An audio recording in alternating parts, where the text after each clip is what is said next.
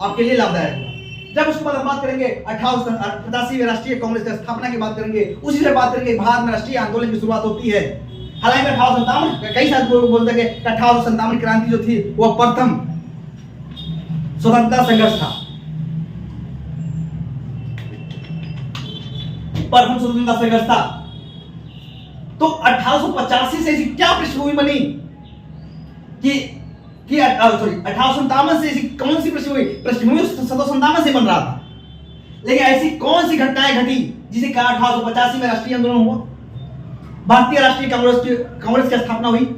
क्या भारतीय राष्ट्रीय कांग्रेस की स्थापना के पहले भारत में कई सारी संस्थाएं कार्यरत थी, जैसे कि आपका लैंड होल्डर सोसाइटी, बंग भाषा प्रकाशक सभा, मद्रास महाजन सभा, आपका पूना सार्वजनिक सभा, बॉम्बे प्रेसिडेंसी, ये सब तो संस्थाएं तो थी। तो ऐसी कौन सी कारण हुआ, परिस्थितियां बनी कि अंग्रेजों ने भारतीय राष्ट्रीय कांग्रेस की स्थापना में किसी प्रकार की रुकावट पैदा नहीं की। तो इस भारतीय राष्ट्रीय कांग्रेस की स्थापना के पीछे दो तर्क दिए जाते हैं। एक दिया जाता है सेफ्टी बॉल का सीधा थ्योरी दिया जाता है, इसकी चर्चा बात करेंगे। उसके बाद जब भारतीय राष्ट्रीय कांग्रेस की स्थापना हो जाती है तो इसकी कई सारे सम्मेलन 1885 से लेकर 1947 तक, हालांकि तो मान चलिए 1955 तक मान लीजिए, क्योंकि अंतिम 1955 में होता है, तो 1955 तक जितने भी प्रमुख सम्मेलन हुए जो कि ऐतिहासिक दृष्टिकोण से महत्वपूर्ण है, सब सम्मेलन नहीं देखेंगे। जैसे कि 1885 का देख लेंगे, 86 का देख लेंगे, 87 का देख लेंगे, 88 का देख लेंगे, 89 का देख लेंगे, 93 का देख लेंगे, 1900 का देख लेंगे, 1911 का देख लेंगे, 1916 का देख लेंगे, 1907 का देख लेंगे, 1922 का देख लेंगे, 1921 का देख लेंगे, इसके बाद 1923 का देख लेंगे, 24 का देख लेंगे। जो आपकी जो ऐतिहासिक पृष्ठभूमि जो बहुत महत्वपूर्ण है उसकी चर्चा कर लेंगे। उसके बाद हम बात करेंगे जब भारतीय राष्ट्रीय कांग्रेस की स्थापना होती है, वहीं से राष्ट्रीय आंदोलन जब शुरुआत की जाती है तो वहीं पे तीन तरह से विचारधारा उत्पन्न होता है। शुरुआत में उदारवादी विचारधारा, इसके साथ ही जब उदारवादी विचारधारा पढ़ेंगे तो उदारवादी विचारधाराएं की जितने महत्वपूर्ण लीडर उनके बारे में पढ़ना पड़ेगा। इसके साथ ही बीच में सामाजिक धार्मिक सुधार आंदोलन पढ़ाना है, अब भूले नहीं है, थोड़ा टाइम भी ज्यादा हो रहा ना, ठीक है, तो वीडियो लंबा हो जाएगा।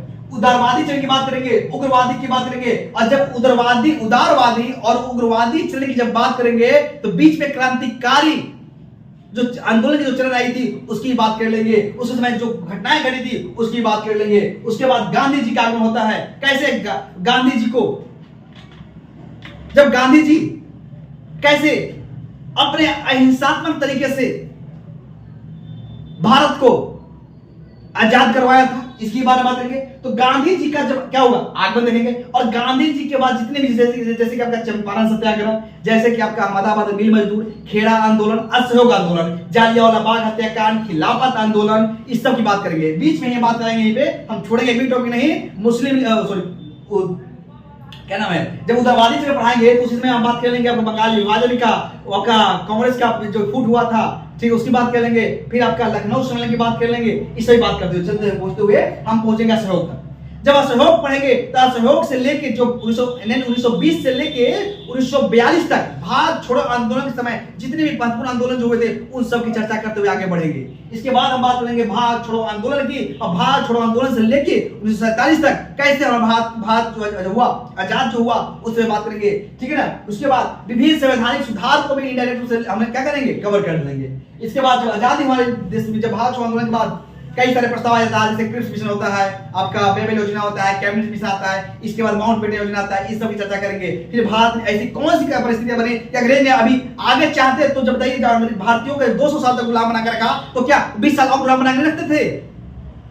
वो ऐसे लास्ट में कौन सी चलाके दिखाते हुए भारत को, ताकि हमारे ऊपर भारतीयों का व्यवहार बना रहे, दृष्टिकोण सकारात्मक रहे। उस समय भारत जो है हम पे क्या करे, इतनी शासन करने के बाद भी भारत हमसे दोस्ती के लिए, भारत से हमारी दोस्ती जो है बरकरार रहे।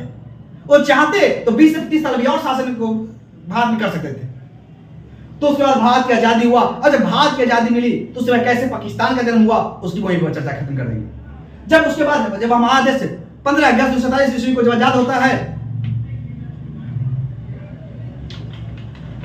उसके बाद 1947 से लेकर जब तक 1950 तक संविधान बनने के बाद संविधान जब लागू हुआ 1950 तक, उस समय जिस बात की जो स्थिति थी, जो कि ऐतिहासिक दृष्टिकोण से, जैसे कि आपकी विभिन्न रियायतों का क्या था, रियायतों का एग्जीक्यूट करना था, जो देसी रियायतें थी, ठीक है, उस सब की चर्चा करते हुए हम आपके संविधान लागू होने तक जो भारत की जो पूरी स्थिति जो हुई उसकी चर्चा करते हुए पूरी सिलेबस को डिफाइन करेंगे। इस प्रकार से मैंने जो आपके टीजीटी का जो इतिहास का सिलेबस था उसको आपके सामने डिस्कस कर दिए।